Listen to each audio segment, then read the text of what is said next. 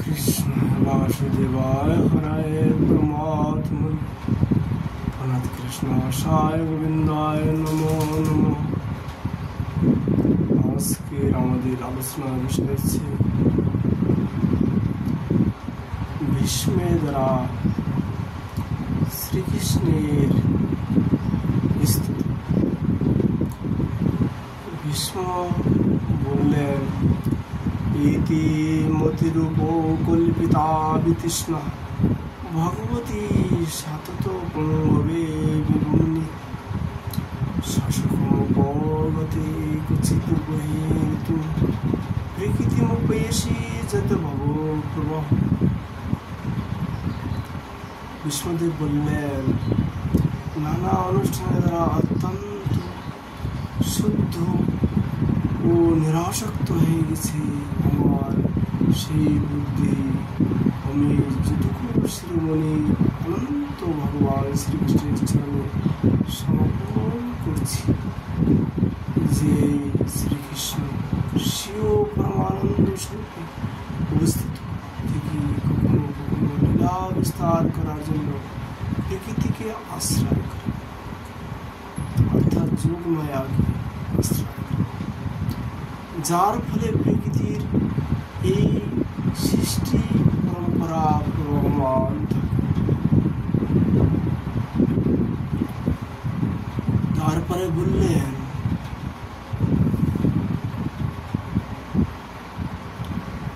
ত্রিভুবন কমনং তমলবর্ণং রবিকর গৌরবরম্বরং দধনে বুপুরলোক কুলাবিতন নাব্জং বিজয় সখে রতিরন্তম মে অনবদ্য।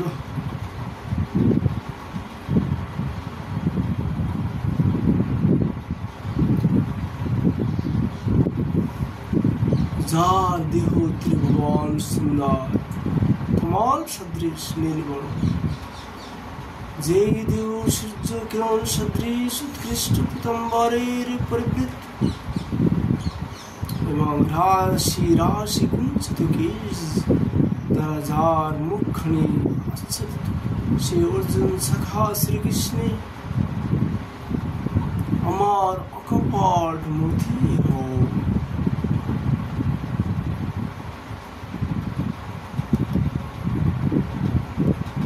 যদি দুর্গ রাজ বিদুম্র বিশ্বাং প্রচুলিত শ্রম বার্জলাঙ্কিতাস্য মম নিশিত সরোরে বিবিধ্যমান তসি বিলসত কবচে অস্তু কৃষ্ণ আত্মা।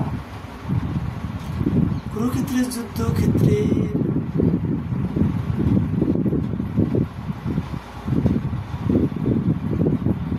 তার সেই বিলক্ষণ মূর্তি আমার মনে আসছে। তার মুখ মন্ডলিত সঞ্চারিত কৃষ্ণসী অশ্বমুখ আরোহিত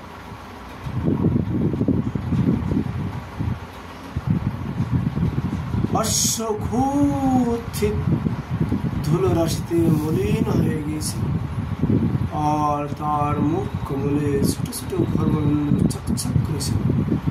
আমি আমার তীক্ষ্ণ সারাঘাতে তার শরীর ক্ষত বিক্ষিত করেছিলাম। সেই সুন্দর বর্ম পরিহিত ভগবান শ্রীকৃষ্ণের প্রতি আমার দেহ মন ও আত্মা সমর্পিত হোক।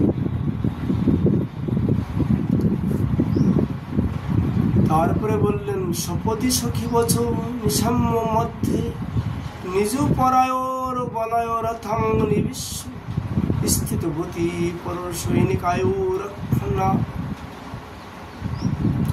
হিতুবতী পার্থ সখের তীর্মস্ত।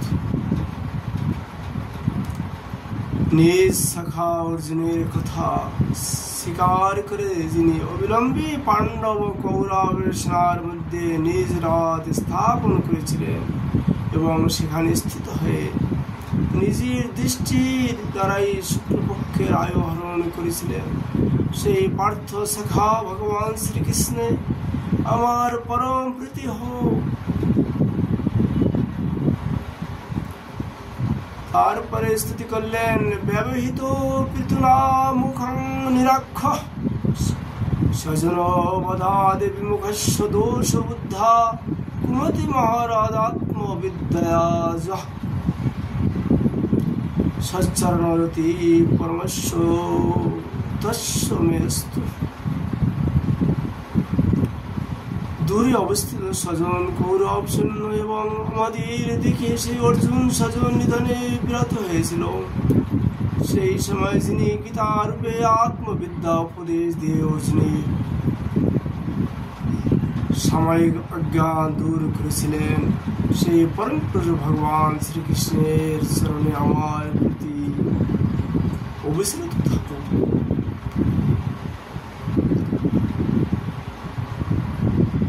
তারপরে স্তুতি করলেন সুনিগম মোপহায় মত প্রতিজ্ঞা মৃতমধি কর্তুরমপ্লুতোর রথস্থ রথ চরণ অব্যয় চলোৎকু হরিব হন্তুমে ভঙ্গতোত্তরীয়। আমি প্রতিজ্ঞা করেছিলাম যে শ্রীকৃষ্ণকে শস্ত্র গুণে বাধ্য করব। সেই প্রতিজ্ঞা সত্য করার জন্য তিনি তার নিঃশস্ত্র গ্রহণ না করার প্রতিজ্ঞা ভঙ্গ করেছিলেন। তখন তিনি রথ থেকে লাফিয়ে নিচে নামেন এবং সিংহজীবন হাতিকে বধ করার জন্য ধাবিত হয়। সেইভাবে রথের চাকা হাতে নিয়ে আমার দিকে দৌড়ে আসেন। সেই সময় তিনি এমন বেগে ধাবিত হন যে তার শরীরস্থ উত্তরীয় খানি মাটিতে পড়ে যায় এবং মেদিনী কম্পিত হতে থাকে। তারপরে তিনি স্তুতি করলেন শীত বিশাখ হতুম বিশীর্ণদাংশ হত জপেরি ব্লুত আততায়েন মে প্রসাবমবিশসারং মদবদার্থ স্বভবত মে ভগবান গতির মুকুন্দ। আমি তীক্ষ্ণ সারাঘাতে তার কবচ ছিন্ন ভিন্ন করে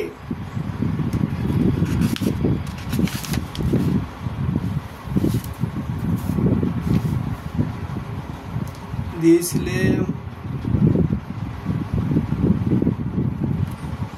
যার ফলে তার সমস্ত শরীর রক্তাপ্লুত হয়ে গিয়েছিল। অর্জুনের নিষেধ সত্ত্বেও তিনি সবলে আমাকে বধ করার জন্য আমার দিকে ধেয়ে এলেন। এমত অবস্থাতেও সে ভগবান শ্রীকৃষ্ণ আমার প্রতি অনুগ্রহ এবং ভক্ত বাৎসল্যে পরিপূর্ণ ছিলেন। তিনি আমার একমাত্র গতি হন, আশ্রয় হন। তারপরে তিনি স্তুতি করলেন বিজয় রথ কুটুম্ব আত্মতত্রে ধৃত হয় রশ্মিনী তশ্রী এক শুনিয়ে ভগবতী রতিরন্তু মে মুমর্ষু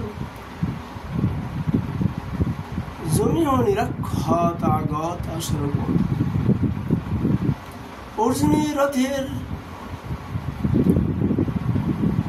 রক্ষায় সতর্ক যেই শ্রীকৃষ্ণের বাম হাতে ঘোড়ার লাগাম ছিল এবং ডান হাতে চাবুক ছিল, সেই দুয়ের সভায় সেই সময় যিনি অপূর্ব রূপ ধারণ করেছিলেন এবং ভারত যুদ্ধে নিহত যোদ্ধাগণ এই রূপে দর্শন করে সারাক্ষণ মোক্ষ লাভ করেছিলেন, সেই পার্থসারথী ভগবান শ্রীকৃষ্ণের মৃত্যুপদগামী আমার পরম প্রীতি হোক।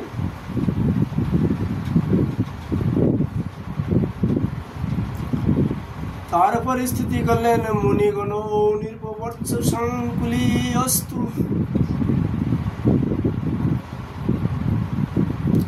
সংকুলে অন্তু সদসী যুধিষ্ঠির রাজসূয়ে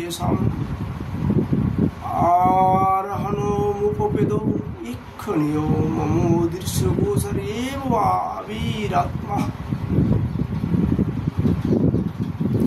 যুধিষ্ঠির রাষ্ট্রীয় যজ্ঞের সময় মুনিগণ ও শ্রেষ্ঠ নরপতিগণ তথায় উপস্থিত ছিল। সেখানে সেই সভার মধ্যে সকলের প্রতিনিধি রূপে সর্ব অগ্রগণ্য এবং দর্শন শ্রীকৃষ্ণের অগ্রপূজা আমার চোখের সামনে সম্পন্ন হয়েছিল। তিনি সকলের আত্মা ও প্রভু, আজ তিনি মৃত্যুকালে আমার সামনে দাঁড়িয়ে আছেন। অন্তিম শ্লোকটি বললেন, তুমি মহমজাং শরীর ভাজাং হৃদি হৃদি দৃষ্টিত মাত্ম কল্পিতানম পৃথিদিশমিব নৈকো ধারকমেকং সমাধিগতস্মে বিদুত ভেদ মহা। অন্তিম শ্লোকে তিনি বললেন, আকাশের একই সূর্য যেমন নানা স্থানে অবস্থিত নানা ব্যক্তির চোখে বিভিন্ন রূপে প্রকাশিত হয়, সেরকমই অজন্মা ভগবান শ্রীকৃষ্ণ তার নিজের দ্বারা সৃষ্টি বিভিন্ন দেহের মধ্যে ভিন্ন ভিন্ন রূপে প্রতিভাত হন। প্রকৃতিপক্ষে তো তিনি এক এবং সকল জীবের হৃদয়ে বিরাজমান। সেই ভগবান শ্রীকৃষ্ণকে আমি ভেদ বুদ্ধি রহিত হয়ে এক এবং অদ্বিতীয় রূপে বুঝতে পেরেছি।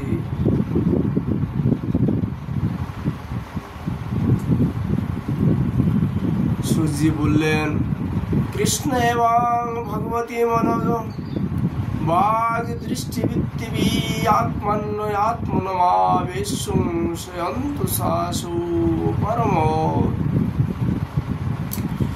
সূর্যি বললেন, এইভাবে মন বাক্য চক্ষু সহ নিজেকে আত্মস্বরূপ ভগবান শ্রীকৃষ্ণের লীন করে দিলেন। তার প্রাণ শ্রীকৃষ্ণে বিলীন হয়ে গেল। তিনি অনন্ত ব্রহ্মে লীন হয়েছেন। বুঝতে পেরে দিনের অবসানে পক্ষীপুর যেমন নীরব হয়ে যায়, সকলে নির্ভীক হয়ে গেলেন। সেই সময় স্বর্গ মধ্যে ধ্বনি হতে লাগলো। সাধু হৃদয় রাজান্য বর্গ সকলে বিষ্ণুদেবের গুণগান করতে লাগলেন এবং আকাশ থেকে পুষ্প বৃষ্টি হতে লাগলো।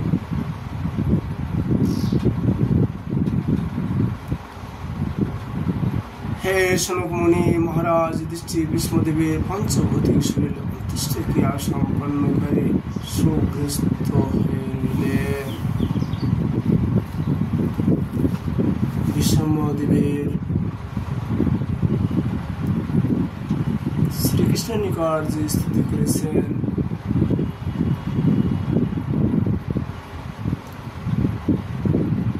আমরা তার সাথে আলোচনা করেছি। রাধা মাধবের কৃপা হলে আবার আমরা প্রতিদিন এইভাবে শ্রীমদ্ ভাগবতের আলোচনা করব। বিষ্ণুদেবের প্রার্থনা যিনি নিত্য শ্রবণ বা পাঠ করেন, তিনি অনায়াসে ভগবত ধাম প্রাপ্ত হবেন। তাই আপনারা চেষ্টা করবেন যেখানে যে আছেন সেখানে বসি প্রতিদিন ভীষ্ম পিতামহের দ্বারা যে স্থিতি হয়েছিল সেই স্থিতি দ্বারা ভগবান শ্রীকৃষ্ণের স্থিতি করতে প্রয়াস করবে। কারণ ভীষ্ম পিতামহের দ্বারা ভগবান নিজেই স্থিতি করেছেন। তার ভীষ্ম পিতামহের মুখে বেদ প্রকার হয়েছিল। মন পবিত্র হবে, বুদ্ধি শুদ্ধ হবে এবং আপনারাও ভীষ্ম পিতামহের মতো ভগবানকে সামনে কাটিয়ে দর্শন পাবেন এই স্থিতির মাধ্যমে। আজ আমরা এখানে হরিকথা সমাপ্ত করছি। রাধে রাধে।